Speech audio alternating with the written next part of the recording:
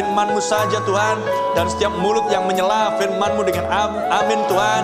Dan setiap tangan yang terangkat Tuhan. Dan setiap tubuh Tuhan yang dipersembahkan bagi Engkau Tuhan Yesus. Tuhan berkati semuanya Tuhan.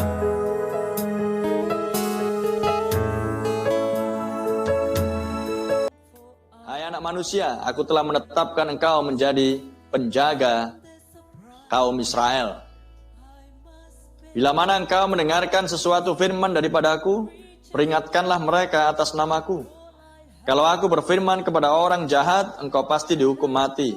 Dan engkau tidak memperingatkan dia atau tidak berkata apa-apa untuk memperingatkan orang jahat itu dari hidupnya yang jahat. Supaya ia tetap hidup. Orang jahat itu akan mati dalam kesalahannya. Tetapi aku akan menuntut pertanggungan jawab atas nyawanya dan padamu. Tetapi jikalau engkau memperingatkan orang jahat itu dan ia tidak berbalik dari kejahatannya dan dari hidupnya yang jahat, ia akan mati dalam kesalahannya. Tetapi engkau telah menyelamatkan nyawamu. Amin. Apa yang Tuhan katakan di Yeskiel ini juga tetap berlaku sampai dengan saat ini. Kita nasihati orang-orang supaya mereka bertobat. Jika itu salah, maka katakan salah. Jika itu benar, katakan benar. Sebab jikalau tidak, maka darahnya tertanggung atas kita. Untuk itulah mempelai wanita dibangkitkan adalah untuk menjadi suara terakhir bagi akhir zaman. Supaya sekali lagi dunia akan mendengar langsung suara Tuhan. Melalui suara mempelai wanita. Bukan hanya dari para pengkhotbah, tapi juga dari kesaksian-kesaksian dari umat Tuhan. Yang sudah dipenuhi oleh Roh Kudusnya. Jikalau seorang yang benar berbalik dari kebenarannya dan ia berbuat curang dan aku meletakkan batu sandungan di hadapannya, ia akan mati. Oleh karena engkau tidak memperingatkan dia, ia akan mati dalam dosanya dan perbuatan-perbuatan kebenaran yang dikerjakannya tidak akan diingat-ingat. Tetapi aku akan menuntut pertanggungan jawab atas nyawanya daripadamu.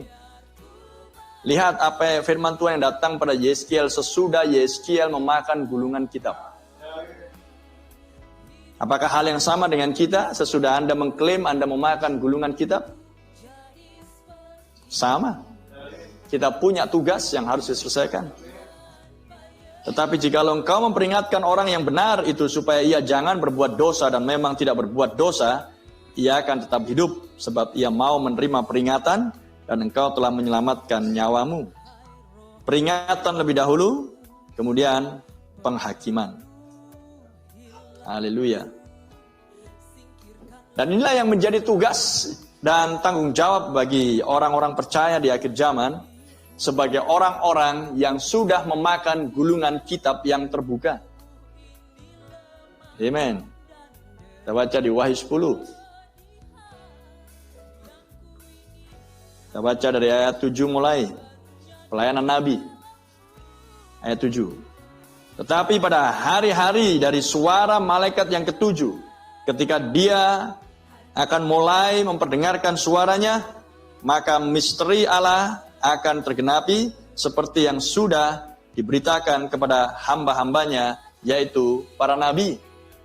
Dan pelayanan nabi ini sudah tiada secara tubuh jasmani, tetapi pesannya tetap terus menggema. Misteri sudah dibukakan, meterai-meterai sudah disingkapkan, gulungan kitab yang tertutup sudah dibukakan. Ayat 8, dan suara yang telah kudengar dari langit itu berkata pula kepadaku, katanya, pergilah, ambillah gulungan kitab yang terbuka di tangan malaikat yang berdiri di atas laut dan di atas bumi itu. Lalu aku pergi kepada malaikat itu dan meminta kepadanya supaya ia memberikan gulungan kitab itu kepadaku. Katanya kepadaku, ambillah dan makanlah dia. Ia akan membuat perutmu terasa pahit, tetapi di dalam mulutmu ia akan terasa manis seperti madu. Lalu aku mengambil kitab itu dari tangan malaikat itu dan memakannya. Di dalam mulutku ia terasa manis seperti madu, tetapi sesudah aku memakannya, perutku menjadi pahit rasanya. Apa yang dilakukan oleh Yeskiel sama seperti yang dilakukan oleh Yohanes. Dan Yohanes adalah perwakilan mempelai wanita di akhir zaman yang memakan gulungan kitab yang terbuka. Maka ia berkata kepadaku, penugasan diberikan bagi mempelai wanita sesudah memakan gulungan kitab. Maka ia berkata kepadaku, engkau harus bernubuat lagi kepada banyak bangsa dan kaum dan bahasa dan raja. Inilah penugasan yang harus terus dikerjakan sampai berakhirnya masa kasih karunia. Dan Tuhan akan mengakhiri dan tidak akan lama lagi, akan segera berakhir. Ketika mempelai wanita berkhotbah, tapi tidak akan ada orang yang mau bertobat.